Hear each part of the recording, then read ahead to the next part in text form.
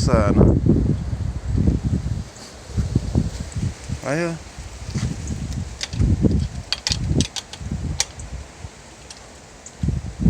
You go up on that side. Up and then take it off. Take off the wrench. Now start over. Now up, take it off. Go down. My hands will be shaky. Hold the bike so it don't turn. And make sure your wrench is on straight. Go down some more on the wrench. Go down. Put the wrench down. No. Tighten it back up. Now take it off and go further down. Go down some more so you can get a good turn. There you go.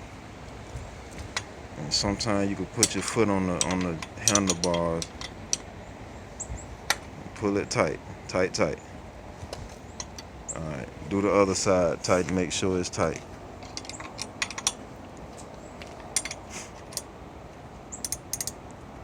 Go down. Alright. Cool.